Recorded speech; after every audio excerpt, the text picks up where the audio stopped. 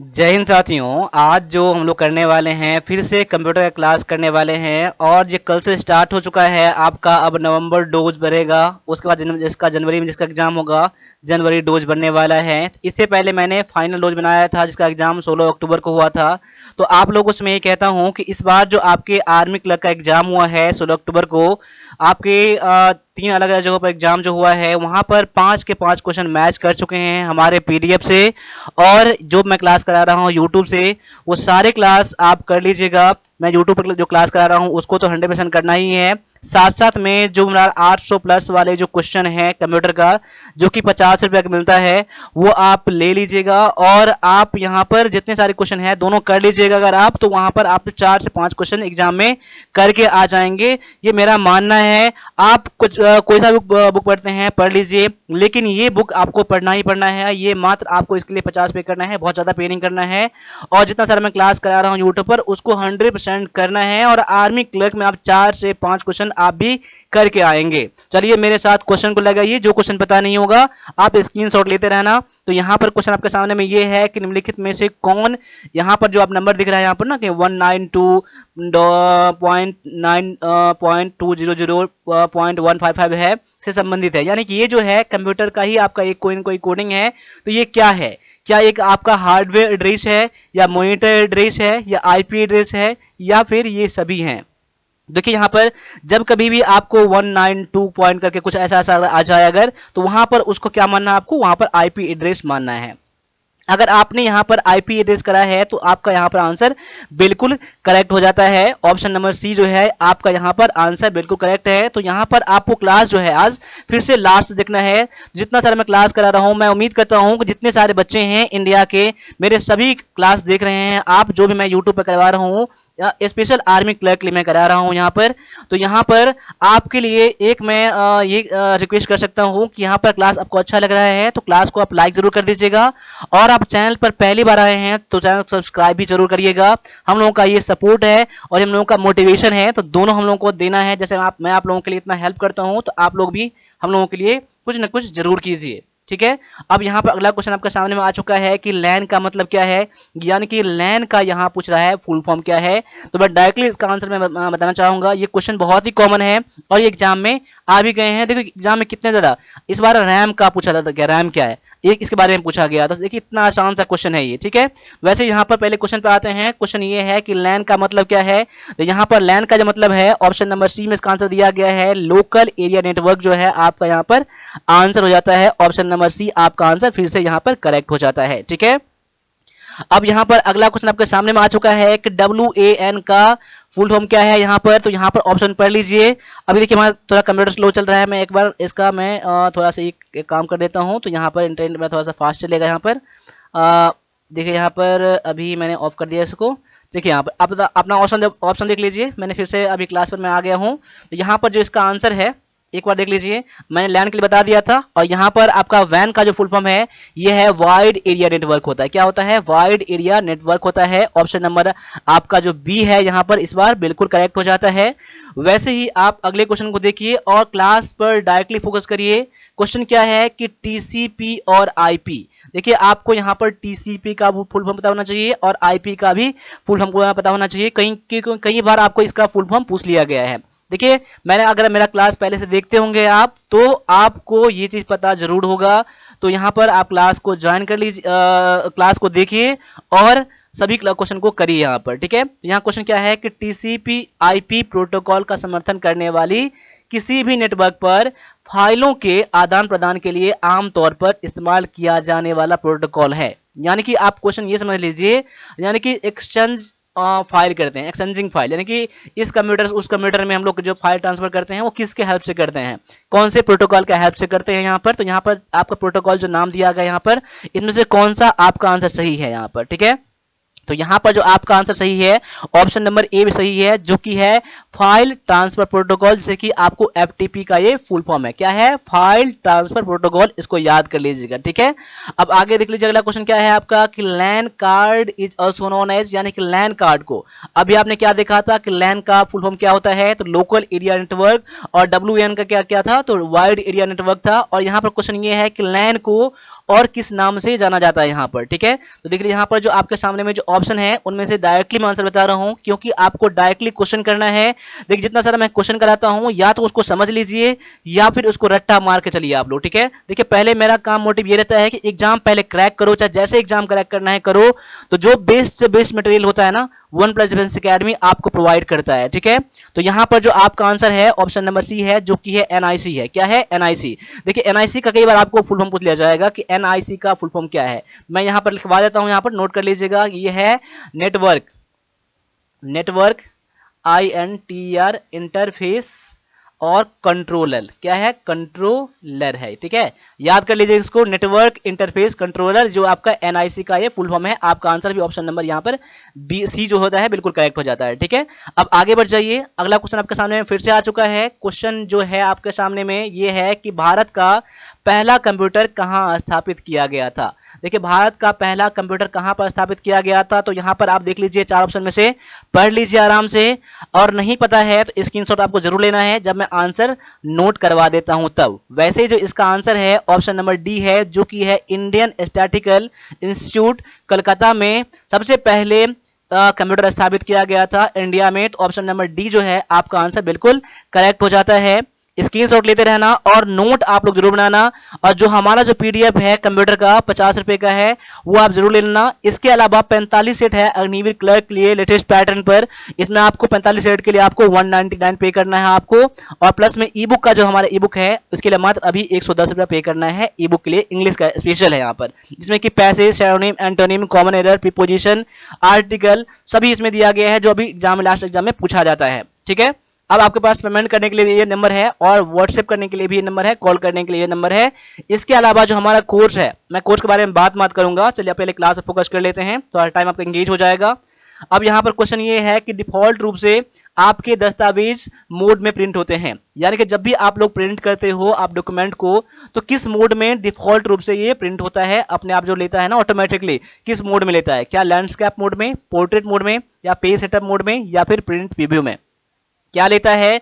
तो यहां पर जो आपका आंसर हो जाएगा ऑप्शन नंबर बी हो जाएगा, ये पोर्ट्रेट मोड में ये प्रिंट होता है डिफॉल्ट रूप से, ठीक है। तो ऑप्शन नंबर बी आपका यहां पर आंसर हो जाता है। तो आप लोग वन प्लस डिफेंस एकेडमी का एप्लीकेशन जरूर डाउनलोड कर लीजिएगा, ये प्ले स्टोर में एप्लीकेशन है, ठीक है।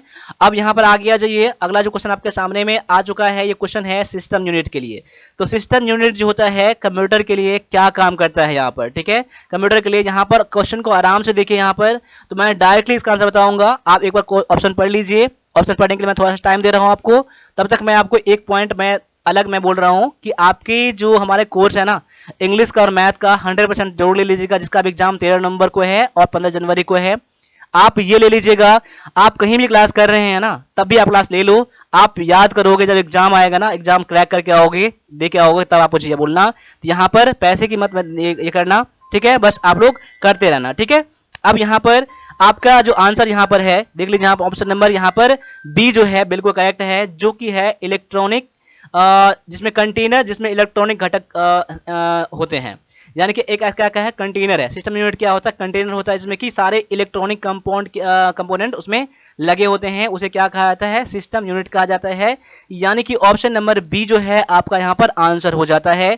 तो अगले क्वेश्चन पर आप लोग फिर से देखिए, अगला क्वेश्चन क्या कह रहा है कि सिस्टम सॉफ्टवेयर ये क्या काम करता है। अब इसके लिए क्या आपका आंसर हो जाता है, ठीक है। सिस्टम सॉफ्टवेयर का क्या काम है यहाँ पर, देखिए यहाँ पर जब ऑप्शन पढ़ लीजिएगा, मैं ऑप्शन में पढ़ नहीं रहा हूँ, मैं डायरेक्टली इसका आंसर बताऊंगा, आपके सामने में ऑप्शन है, और यहाँ पर आंसर डायरेक्टली मैच कर लीजिएगा आप लोग। देखिए जहां पर लगे आपको वीडियो को पॉज करना है, रोकना है, वहां रोक लीजिएगा, और डायरेक्टली मैं यहाँ आंसर बता रहा हूँ, ठीक है। आपका आंसर यहाँ पर है ऑप्शन नंबर डी है। देखिए सिस्टम सॉफ्टवेयर का काम क्या होता है? कंप्यूटर को आंतरिक संसाधन या प्रबंधन में मदद करता है। देखिए कंप्यूटर के आंतरिक संसाधन और प्रबंधन में मदद करने वाला क्या होता है? तो सिस्टम सॉफ्टवेयर होता है, ठीक है। देखिए यहाँ पर helps the computer manage internal resources, इसको याद कर लीजिएगा। जितना सर मैं क्वेश्चन करवाता हूं आपको 100% आपको याद होना ही चाहिए, या अगर आप पीडीएफ ले रहे हैं तब भी, ठीक है। अब यहाँ पर अगला क्वेश्चन आपके सामने में आ चुका है कि कंप्यूटर और संचार प्रौद्योगिकियां जैसे कि इंटरनेट के संचार लिंक जो अंतिम उपयोगकर्ता को सहायता और समझ प्रदान करते हैं के रूप में जाना जाता है। क्वेश्चन गौर से देख लीजिएगा, कंप्यूटर और संचार प्रौद्योगिकी जैसे देखिए यहाँ पर मेन पॉइंट आपका यहाँ पर है, जैसे कि इंटरनेट, उसमें से एक उदाहरण दे दिया आपका इंटरनेट।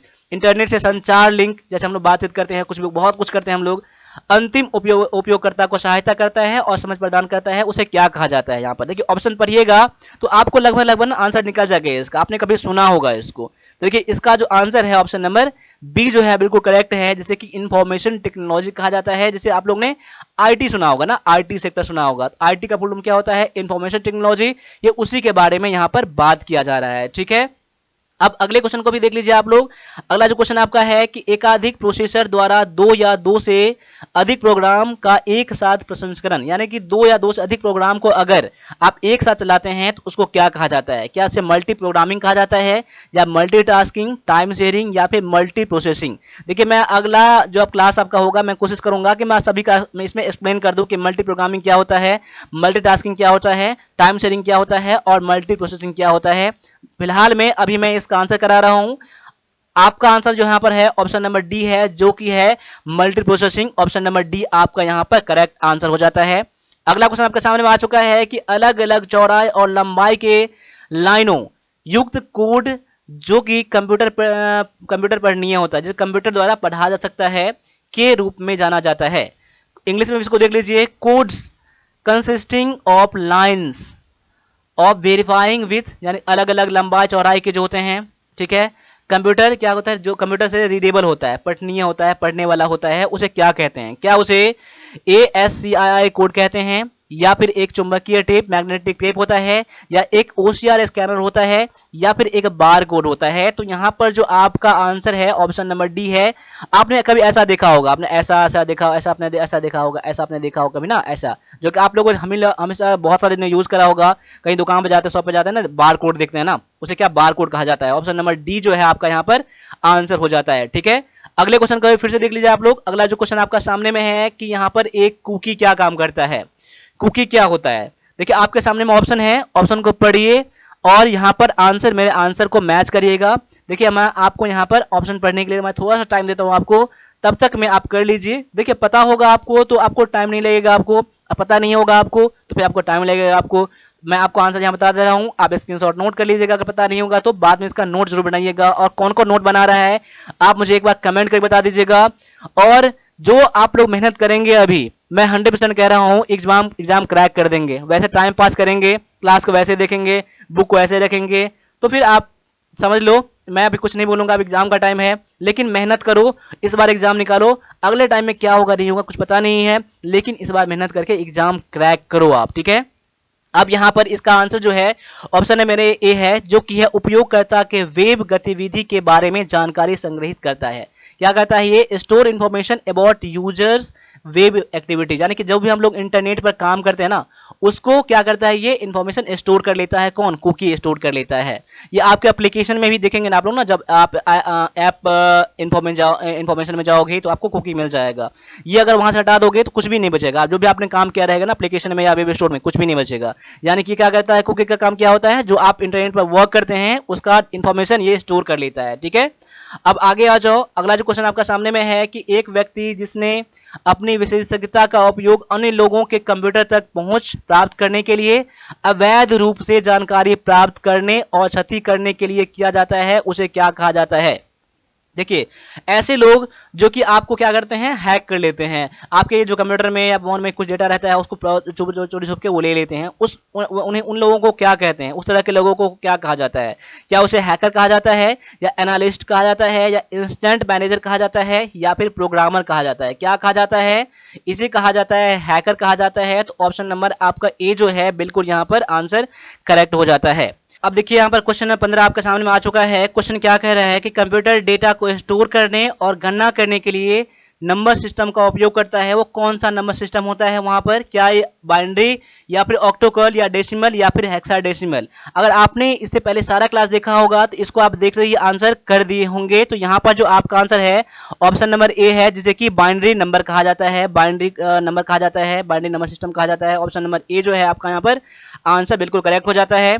अब अगला क्वेश्चन आपके सामने में आ चुका है कि एक डिस्क की सामग्री जो निर्माण के समय दर्ज की जाती है और उसे उपयोगकर्ताओं द्वारा बदला या मिटाया नहीं जा सकता है, उसे क्या कहते हैं। सपोज कर लीजिए आपका जब कंप्यूटर बना होगा ना, जो डेटा फीड कर दिया होगा, डेटा दे दिया होगा और उस आप डेटा को नहीं हटा सकते हैं कभी, उस डेटा को क्या कहा जाता है। क्या मेमोरी ओनली कहा जाता है, राइट ओनली, या वंस ओनली, या फिर रीड ओनली। तो यहाँ पर 70% या 80% बच्चों का आंसर बिल्कुल करेक्ट आना चाहिए। आपका यहाँ पर आंसर है ऑप्शन नंबर डी है। देखिए रीड ओनली। देखिए कंप्यूटर में एक चीज बात मैं बताना चाहता हूँ आपको कि ये जरूरी नहीं है, ये जरूरी नहीं है आप लोगों के लिए कि आप कंप्यूटर पढ़े हैं बढ़िया से तभी आप आंसर कर पाएंगे। थोड़ा बहुत अपने मन से भी सोचने का कोशिश करिए, ठीक है। अब यहाँ पर क्या है कि चयनित टेक्स्ट को सभी बड़े अक्षर में बदलने के लिए केस बदलने वाले बटन पर क्लिक करना है।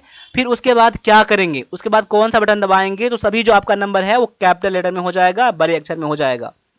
सपोज कर लीजिए ये सारे क्या है, अभी आपका ये स्मॉल नंबर में है या छोटे अक्षर में है। अगर इसको बदलना चाहते हैं तो एक ऑप्शन यहाँ पर रहता है, उस ऑप्शन है केस बदलने वाले, यानी कि आपका जो ये होता है आपका केस बदलने वाला जो ऑप्शन होता है उस पर जाएंगे और उसके बाद कौन सा बटन दबाएंगे तो आपका ये बड़ा अक्षर हो जाएगा, कैपिटल अक्षर में हो जाएगा, TXT हो जाएगा। इसके लिए आपको अपर केस कर दबाना होता है। क्या होता है, अपर केस, यानी कि ऑप्शन नंबर आपका ए जो है बिल्कुल करेक्ट हो जाएगा, ठीक है। अब आगे आ जाओ, अगला क्वेश्चन आपके सामने में ये है कि डिस्क को ट्रैक और सेक्टर में विभाजित करने की प्रक्रिया को क्या कहते हैं। डिस्क को ट्रैक और सेक्टर में विभाजित जब किया जाता है तो उसे क्या कहते हैं। क्या उसे ट्रैकिंग कहा जाता है, फॉर्मेटिंग कहा जाता है, क्रैशिंग या फिर अलॉटिंग कहा जाता है। तो यहाँ पर डायरेक्टली मैं आंसर बता दे रहा हूँ। यहाँ पर आपका आंसर जो यहाँ पर है ऑप्शन नंबर बी है, जिसे कि फॉर्मेटिंग कहा जाता है। ऑप्शन नंबर बी है आपका यहाँ पर आंसर बिल्कुल करेक्ट है, ठीक है, क्लियर है। अब यहाँ पर अगले क्वेश्चन में आ जाओ। अगला क्वेश्चन दिया गया आपका कि एनालिटिकल इंजन का आविष्कार किसके द्वारा किया गया था। देखिए एनालिटिकल इंजन का आविष्कार किसके द्वारा किया गया था यहाँ पर, तो यहाँ पर आपके सामने में ऑप्शन है, 4 साइंटिस्ट का नाम दिया गया है। तो यहाँ पर जो आपका आंसर है ऑप्शन नंबर ए है, जिसे कि चार्ल्स बैबेज कहा जाता है। ऑप्शन नंबर ए है आपका आंसर है, बिल्कुल करेक्ट हो जाता है, ठीक है। अब अगले क्वेश्चन पे आ जाओ। अगला क्वेश्चन दिया गया आपका कि चार्ट बनाने के लिए आप किसका उपयोग करते हैं। देखिए चार्ट बनाने के लिए जो उपयोग किया जाता है यहाँ पर आपके सामने ऑप्शन देख लीजिए, ये आपका आंसर यहाँ पर है इनमें से ऑप्शन नंबर डी है बिल्कुल करेक्ट, जो कि है चार्ट विजार्ड कहा जाता है उसे। ऑप्शन नंबर डी आपका यहाँ पर आंसर बिल्कुल करेक्ट हो जाता है। अब यहाँ पर आपके सामने में 20 क्वेश्चन मैंने कराया है अभी, और 20 का 20 क्वेश्चन आपको 100% आपको याद होना चाहिए। और साथ साथ में जो ई बुक जो है 50 रुपए का, जिसमें कि 800 प्लस क्वेश्चन है कंप्यूटर के, इसको करके ही जाना है, जिसका एग्जाम 13 नवंबर को है और 15 जनवरी को है। उसके लिए मैं बोलूंगा 100% ये कर लो और अपने एग्जाम में निश्चित सफलता चाहते हो, 100% सक्सेस चाहते हो। देखिए अपने एग्जाम में अगर आप 100% चाहते हो कि मैं सक्सेस कर लूं, कहीं भी क्लास करेगा उससे बेस्ट क्लास आपको यहाँ पर हमारे वीडियो कोर्स मिल जाएगा, जो कि पहले से बहुत सारा क्लास यहाँ पर अवेलेबल है। उसको भी कंप्लीट कर लेंगे तब भी आपका एग्जाम क्रैक हो जाएगा। वैसे आपको एग्जाम तक क्लास मिलते ही रहेगा।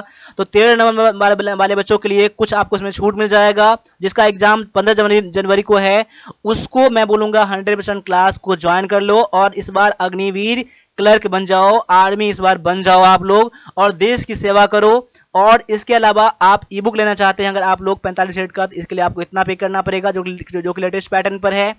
अग्निवीर क्लर्क इंग्लिश ई बुक है जो कि 110 का है। और अगर आप ये और ये तीनों साथ साथ लेंगे तो आपको मात्र 300 पे करना पड़ेगा, आपको सभी चीज ये मिल जाएगा। पेमेंट करने के लिए आप ये भी नंबर यूज कर सकते हैं और ये नंबर भी आप यूज कर सकते हैं, व्हाट्सएप भी कर सकते हैं, कॉल भी कर सकते हैं। अगर कोई क्वेरी है आपको एग्जाम से रिलेटेड या फिर कोर्स रिलेटेड या फिर ई बुक्स रिलेटेड, जो भी लेना है आपको ई बुक व्हाट्सएप मिल जाया करेगा। और वन प्लस डिफेंस अकेडमी का एप्लीकेशन डाउनलोड कर लीजिएगा, जिसमें कि दोनों क्लासेज वहां पर अवेलेबल हैं। तो अभी के लिए इतना रहने दीजिए, मिलते हैं अगले क्लास में। तब तक के लिए सभी से एक बार फिर से जय हिंद, जय भारत।